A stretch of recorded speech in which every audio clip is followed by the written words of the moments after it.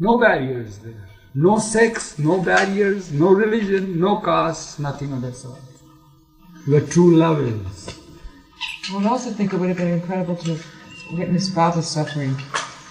Yeah, it is. It is.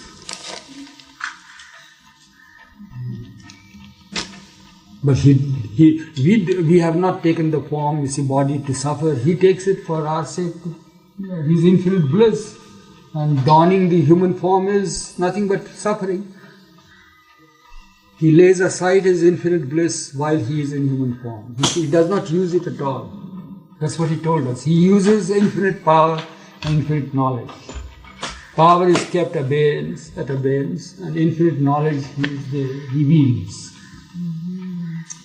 And infinite bliss, he sheds that and keeps it there and dawns upon itself, the reality, the human form, and that is suffering.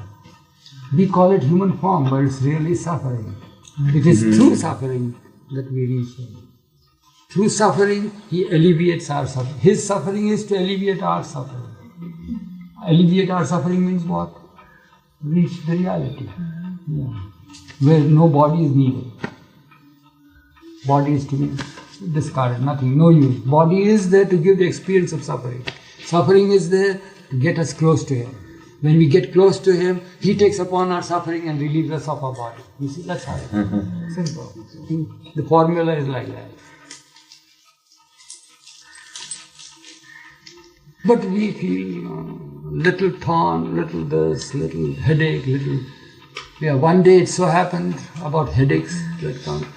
A headache is terrible. I know what a headache means, because I have also headaches sometimes. And I had terrible headaches. I don't know one. When I was youngster, I don't know why I developed that. What do you call it? Neuralgic pain? You call it half headache. We used to call it that time. Migraine. It's a half thing, is it? Oh, just migraine has half headache or whole headache? Depends. travels. Migraine travels. It's just in one. Yeah. So when I was a youngster, I still remember I was so pestered with this headache, unbearable headache. So there was a person, means family people, strong people, men, who would catch hold of my this side was there, catch hold of my this. You see. All night they would be there, just pressing there. Only then I couldn't sleep, but at least that I could bear that. It went on for I think 10, 15 days like that. And doctors were called and they gave me medicine, nothing seemed to happen. There was one shabby looking doctor. And because my father could afford to do many things, and he did it, but nothing seemed to give me relief. So somebody should be there to give relief. So he came forward and says, all that I'll have to do is to give him an injection here. He says, what, in the eye, inside the eye? Says, no, not inside the eye, but here somewhere. He gave me, I still remember that. Yeah. And there, he said, don't be afraid, he'll get a big blister. Have you all heard of this sort of thing? No, never heard. Listen to what happened. It's given in supraorbital nerve. Yeah. So what he said was, don't be afraid if there is a big blister on the eye here. But one important thing is that it shouldn't be made to burst. So sure enough, he gave me the injection, pain subsided. And then there was a blister. And I was made to lie in bed all the time. I would move to fiddle or to do this, or for depositing, as you all call it. So then, and I was one day fast asleep, and Merwan had just grown up. And he had learned how to stand up. So my bed was and what happened, he stood up, he was with a glee, that he won he seemed to have climbed the peak of the Himalaya, he could stand up like that. And he was so much in glee that he gave me one rap on my head, and burst the whole blister. Oh, right. Luckily I shut my eyes and all that, and that is the end of my headaches. I haven't had anything like that since then. But I know, what I mean to say is that I know what headaches mean. That's why I gave you this example. Headaches are a nasty thing. Like the other things, stomachache, cramps, everything is nasty. So there's a fine story about Rabia, who was a great saint like Meera. So one day in a company there came people who used to come and sit around her and do what? Nothing, while away their time and think of the Lord. You know, there are different types of merrymaking. There are different types of merrymaking and grade. That is grades of merrymaking. Great. This is the highest type of merrymaking. To be in the midst of the great ones. And that's the height of merrymaking. So they were having a good time. And one of the sittings, what happened? There came a young man. He said, like your Eben, who is here. Where is he? He's not here today. He's playing guitar. He's playing guitar. So he came and he had tied a bandage around his head, forehead and head. So in the course of a conversation, she looked at him and says, "What's the matter? Why have you dyed your head like that? Why is this turban you put?" "Oh, I've got a severe headache. I can't bear it." You can't bear it. All these years, did you have any headache? So, no. Did you praise the Lord for not having the headache? Only one day He gave you the headache and you are putting a big flag on your head, showing how much worried and how much suffering you have. She called it a flag to draw the attention of the Lord and the people. Yeah, that He's suffering. It's like that. All the years you didn't have it. Did you put a flag there saying that, "Blessed be the Lord for keeping me safe and all that"? Did you say any time? Did you ever think of Him like that? One day you have that. Rarely.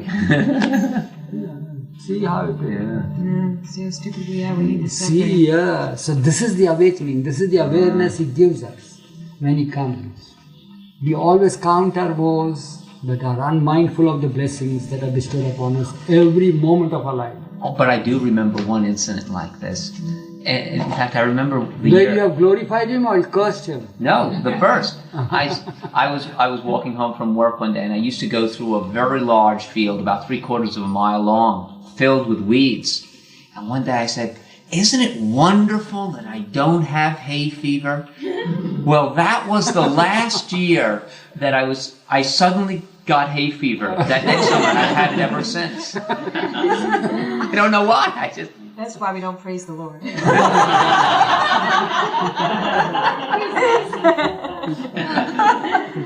It's a fact. Yeah, it is.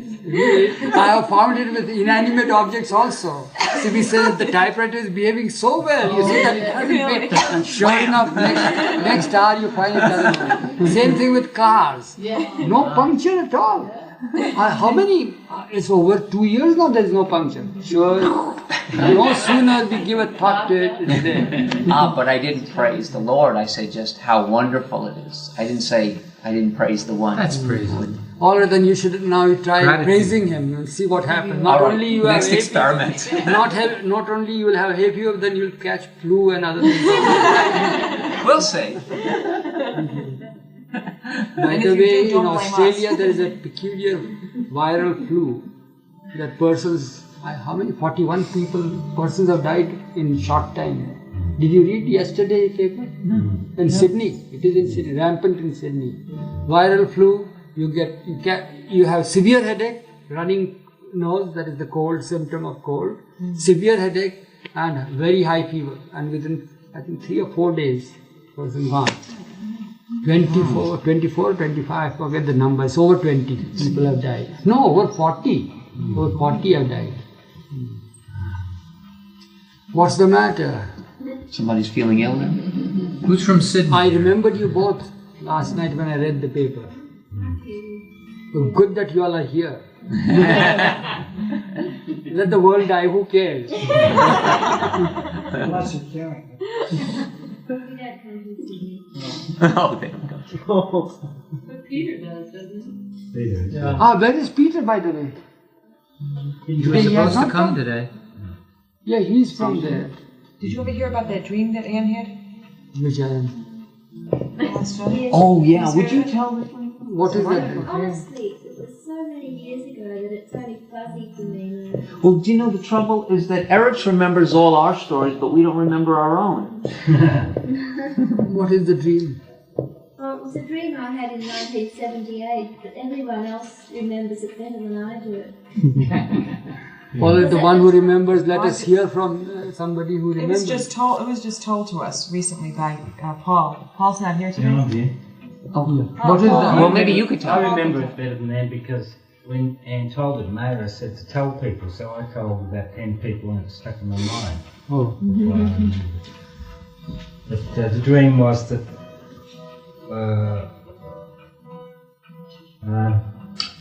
Anne and Chanton were walking along the street in Melbourne and suddenly this very loud explosion went off like 100 jumbo jets, very loud.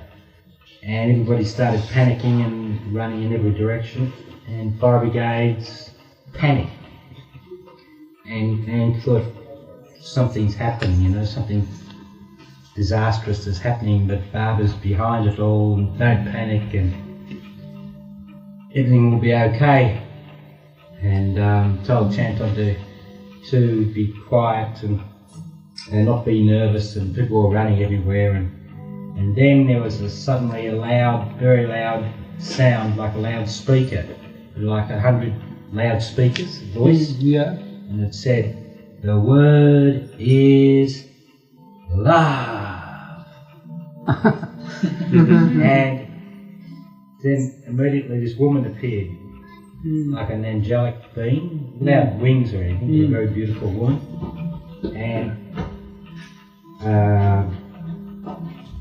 And the woman said, "Don't worry, everything's being taken care of." Because Anne asked where I was, and she said, "Don't worry, everyone's being taken care of."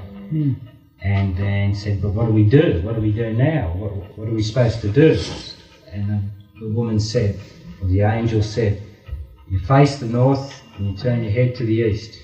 Just stand there and do that. That's all you need to do." So they both held hands, did that, and they were instantly in front of the tomb with thousands of people all looking up like that, waiting for Bava, and then she woke up. Beautiful. I had this dream at Lower Maribor in 1978, and I woke up out of this dream, and it was sort of early morning, and it was at that time when couples were allowed to stay together. So I quickly woke up Paul and told him the dream. And it was fresh in my mind for some days because I told a number of people the dream. But I hadn't thought about it for years, and from time to time when Paul's been here, people are asking about it. So it's sort of fresher in his mind and mine. I can still remember what the woman looks like. That's a good dream. I had a dream about a year ago, and I was swimming at the beach, and there were hundreds of people further off down the beach. All of a sudden, I saw this tremendous tidal wave coming in. And just before I woke up, I remember laughing and saying, "Oh, Baba, they can't swim." But that was the end of the dream.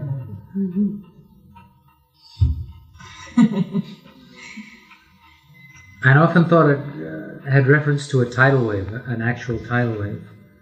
And today the thought came to me, it's the wave of love. And they can't swim, they're lost in it. Look at this now. Isn't it poetic? It's just like Ed Cunningham. Yeah, it's so beautiful. I like this more than that title. It is like that.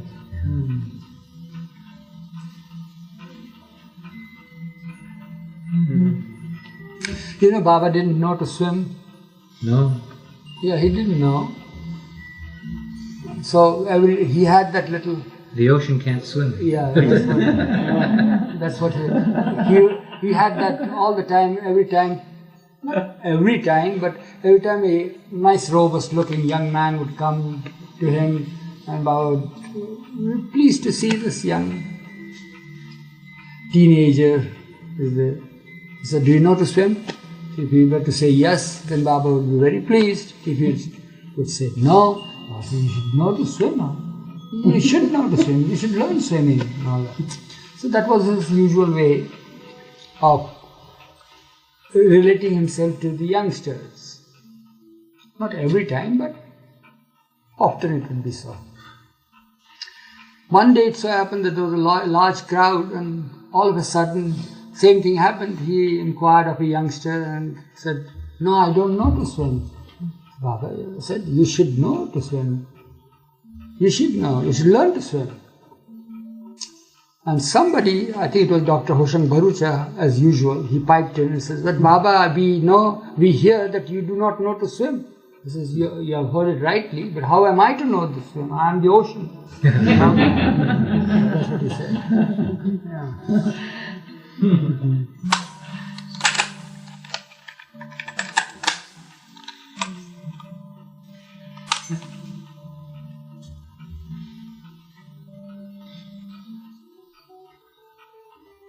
Did Baba once say something about dreaming about getting bitten by a snake was a good sign?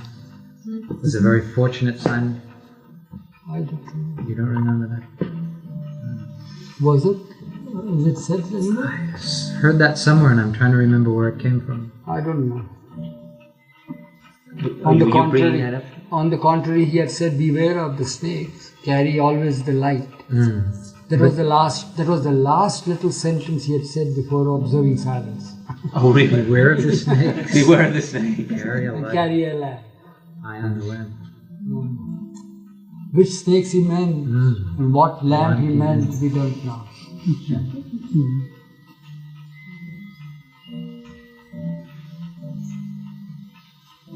By the way, this afternoon after tea, we are going to be regaled by Michelangelo. I'm sorry.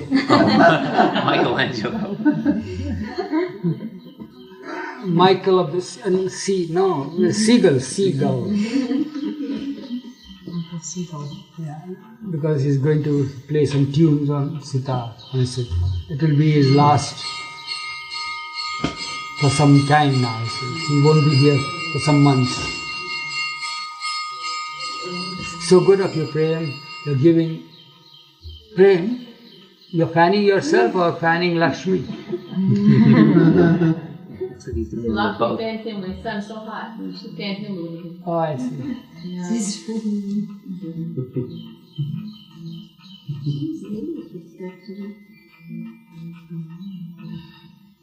Kristen is not here today.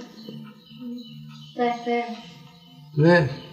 Why she's She's not ignoring you, she's not. had she been huge and big, it would have been considered to be, well, it's all right. But she is so sweet and so good. And how are we supposed to take notice of you? Why did you come here this way? You have come for the first time and you hide yourself there.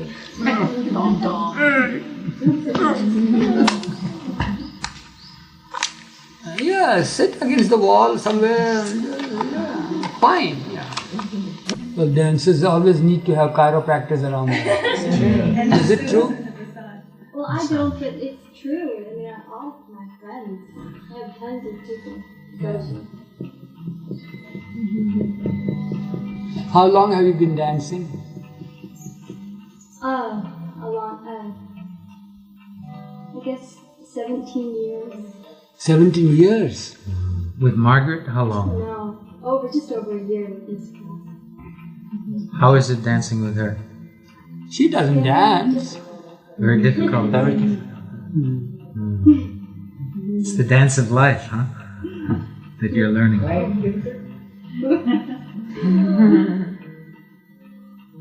Right, we do it. Well, because we give each other a hard time. Do you know the first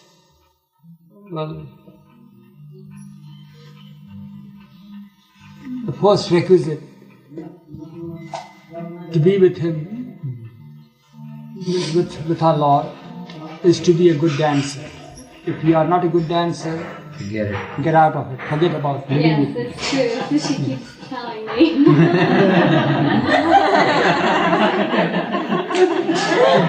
Both meanings, right? Once you're here, then all Yeah. That's how it is. So he said that if you are a good dancer, then well, you are dear to me. And we all had to be. How embarrassing for us all, the elephants dancing around him like that. But we had to learn that art of dancing. But your dancing is on a stage, and here we have to dance anywhere and every time. Whenever he played a tune, we had to dance. Do you all have any tunes before you dance? Do I what? Tune? Tune, music. Music? Yeah. Oh, yeah. Yeah, we had also, but it was he who played the tune and we had to dance to his tune. Oh, just like that? Yeah, just like that. Never to see any, whether the dancing floor is clean, smooth, tidy, there's or thorns or pebbles or rocks are there. Just dance. Right. And the music would start while you're in the midst of shaving even. Yeah. And you'd have to start dancing. Improvise. But his music was his command, his order to obey the orders. And unless and until we knew good dancing to his tune, there was no hope for us to live with it. That was our dancing to his tune. His pleasures were quite varied. Somebody inviting Baba to the remand home. We all have remand homes in the States. What's remand? For the delinquent children. Reform school. Reform school. Yeah. So when while Baba was in Pune, somehow or other, the headmaster or the principal of the reform school thought that it would be best for these children or such type of children to have somebody like Baba, to be there and paying visit, and whatever the message that he will give will, of course, seep through and it will reform the children more than what they can do. Yeah. So somehow or other he comes to Baba and very apologetically, naturally. First of all, he cannot speak out, and then Baba says, yeah, what is it? What do you want? He says, I would like to invite you to our remand home. Is it possible for your visit there? He says, I love to be there. And so a day is fixed and all that. And he's very happy, the headmaster. And naturally, he has made arrangements to receive Baba, all the staff there, and all the children are there, and well clothed and all that sort of thing. Quite a few are real riffraffs over there. They're there, yeah. And of course, the headmaster, in all expectancy, receives Baba. That, well, whatever the message Baba would give will go home to these children, and there will be a lot of reformation through his message and his presence and his touch. So each one is made to come to Baba, and all the darshan program is there. And then the headmaster, of course there's some music there and all that, and the headmaster requests Baba that give them some message that will be nice for these children. So Baba says, what can I give? Can I give any message to my old friends? And the master looked, very askance, what does he mean by that? And he addresses the children and says, do you all realize that I'm one of you? I have also that nasty habit of stealing, and the master, you see, says, what's the matter with Meher Baba? What is he trying to say? And Baba goes round and round, you see that how adept he is in stealing and this and that, and he liked it right from the beginning, not now, for many, many ages now that he is in the habit and he has become adept in this and all that sort of thing. And do you all, is anybody here who has been remanded here for stealing and all that? So many hands came up. And there's a nice rapport between the boys and the ancient one, They feel very at home with him, you see. And he says, yeah, you all should also become adept in stealing, this sort of, and you are being remanded because you are not good stealers, you see. Go on, and the master looks, you see, what's the matter? He has been called, you see. But he said, well, you all will learn one day the way to steal, as I have learned, and I am now teaching others to do the same thing. And then he goes on what real stealing is, that he is also blamed, you see, and it is the love of humanity that reminds him over here, and he has to come here and has been closeted here in this form. I am the one who is known as the stealer of hearts, and that stealing is the best. You all can also do that. You see, this petty stealing has no meaning in it. And then of course he went on bringing home to them that they should give up such habits, even the thought of it, all that, because there's some greater and sublime stealing that can be done by your way of life and all that sort of thing. Then the master felt very happy about it. There's a message there. There's a message. We have got it. The message is there in our records. They felt it. Then there was some sense in inviting MeherBaba. It reminds me of the story of the lady who was drink too much. Came to Baba. They both enjoyed exchanged their notes and all that, and all about intoxication.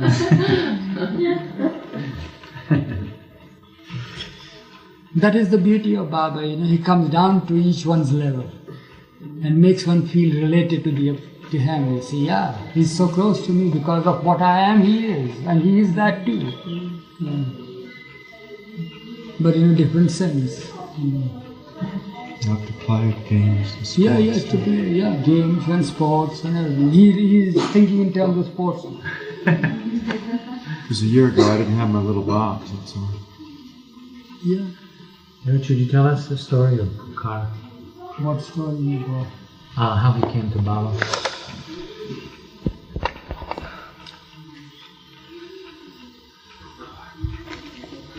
Pukar is the one in the movie when Baba is walking and sits on him. On his back. On his back. Makes him a sort of a stool for him. Yes. After the accident, what happened? He would go out for little strolls for his rehabilitation, you may call it.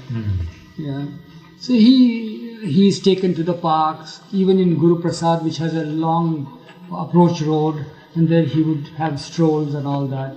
And in the beginning, actually, a distance, you see, of some yards, naturally would get tired. Make him feel tired. So he needs to rest, you see. Formerly, we used to carry his chair behind him, and he didn't like that idea. And he looked at Pukar and says, well, you loved Ram, you see, and he considers himself to be the devotee of Ram, aspired for being the Hanuman of Ram, Pukar, who was the foremost disciple of Ram. So Baba says, well, you be my Hanuman and give me the seat. So Pukar had a big body and all that, and make him be on his fours, and Baba would sit on his back and just rest for a while, and then again like that. He's that. But originally he was a terrorist. But originally what happened is that he was, at the time of the Britishers, one of the much wanted persons, because he used to play havoc, you see, and incite people, because they were all freedom fighters, freedom for India. And naturally the Britishers could not tolerate such sort of propaganda or such inciting speeches and all that, so they were clamped and put into prison. And they didn't realize that in the beginning. Then after they had filled in some terms, they thought it best to go underground when they get out of it. So he was one of them who went underground and became a revolutionary. And not only that, but it seems that he became the leader of revolutionaries, the commander as he was known as. And the word Pukar means the call. And he had that roar of a lion when he would stand before the public. That's Pukar, calling out, like that. So that's why his nickname is Pukar, because he had that call to attention, all the people, you see, and whatever you would say, that they would necessarily listen, and their hearts would be stirred with what? Feelings against the Britishers, so that they'd be out, you see, out of the country. That's how it was. So it went on for years together, and so often he would be in prison, and he had to deal with weapons, and he had to deal with many things.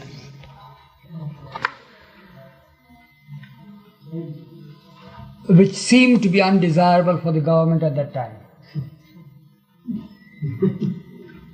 Yeah. In the meantime, what had happened is that India had at last got the independence.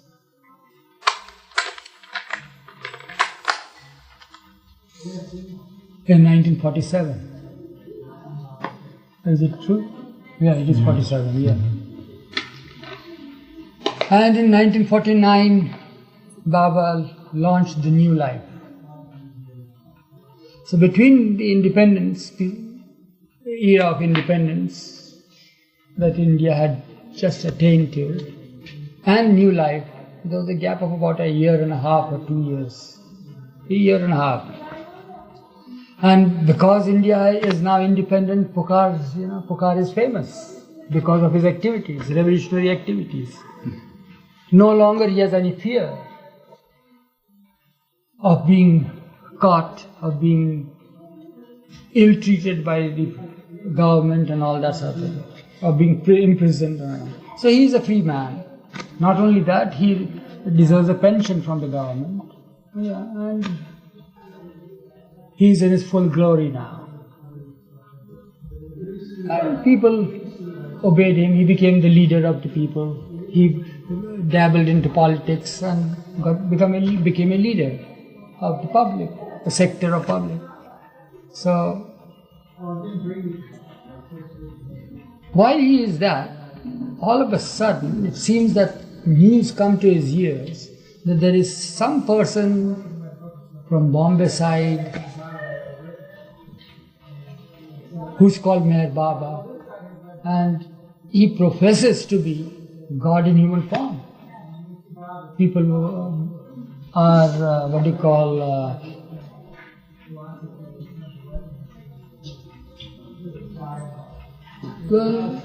duped into believing, that's how he felt. They are being duped by him, and they are made to believe that he is a deity, which he didn't like. He being a leader, and he felt that there is another potential leader that is on the rise. So, well, if he is a leader, well and good, but then we don't mind, but then the one, he cannot tolerate the leader to be God himself, calling himself God and all that. So what had happened was that in 1954, you will notice that on the records it is in 1954, for the first time, Baba introduced himself to be the Ancient One, God in human form, the avatar of the time. But here is 1949 and 48, 49, and already this has started percolating. Because those who were close ones, those who lived with him, he would pass out such hints, and he is the one. Of course, it had not gone in the public yet, but those who lived with him and the families of those who lived with him, they began to become aware of it. And so they would speak to their friends, and those friends would speak to their acquaintances, and the acquaintances would speak to the public, and so that's how it went out, before he even introduced himself as the avatar. Yeah. It is right from the very beginning it was, from the early 30s, 20s even. Yeah, it was there. So that's how it was. Because in 1930, my mother himself told me that he's Zoroaster. Come again. I said, so what if he's Zoroaster? What have I to do with it? It's like that. Yeah. So, Pukhar was very much infuriated to hear this. These are just whispers coming to him. So he resolves to find out, to denounce him. And if it leads him to confront him and manhandle him, he would do it. And he didn't care even to take his life, because such a thing he could not tolerate, that if innocent people are being duped like this, it's no good for such persons to live here, because it's his country. So he's after Meher Baba. So how did he happen to be after Meher Baba is that there was another person by name Baba Das, whose real name was Dharmare. From Nagpur he was. He was a political canvasser. You know, these political leaders who come and have their, they want to be elected and all that, so they need canvassers, isn't it? So he was the canvasser at the time of the elections and all that.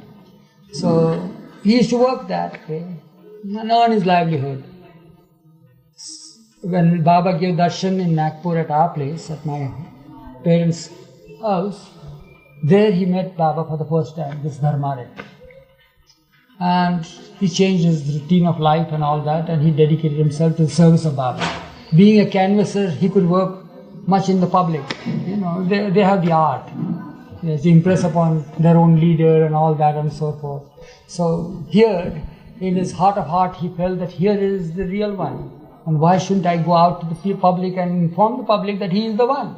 So he used to go out like that and do that. Through his activities, Pukar heard the whispers. And when he heard the whispers, then he wanted to contact this person because they told him so-and-so is speaking there in his own district. So he went and confronted him. So he said, yeah, he is that. He says, he is that? How do you say that he is that? He says, well, because he says so. So do you mean to say because he says so that you tell public like that and mislead them? Well, he was very arrogant with Baba Das and all that. So he says, if you want to see him personally, then you won't say such things. That's what Baba Das said to him. He says, how am I to see? He says, no, he cannot be seen because now, it is now 1949. Past. Yeah, Baba has already set out a new life. He says, you can't see him. Now he is in his new life and he is now leading a life of helplessness and hopelessness. Helplessness and hopelessness for God who calls himself the avatar of the time and all. What is this sort of? So then Baba Das, of course, was with a ready reply. Didn't Ram go out in exile? Yeah. And he was Ram's bhakta, this Pukar. He said, yeah, he did go out. Then why didn't you tell Ram? Why did he go out like that, begging and all that sort of thing? It's like that. It's their way of working and so forth. He says, but is there no opportunity for me to see? He says, yeah, there is one remote possibility that very soon there will be the greatest Kumbh Mela. Kumbh Mela is such an occasion. It is traditionally known that once in 12 years,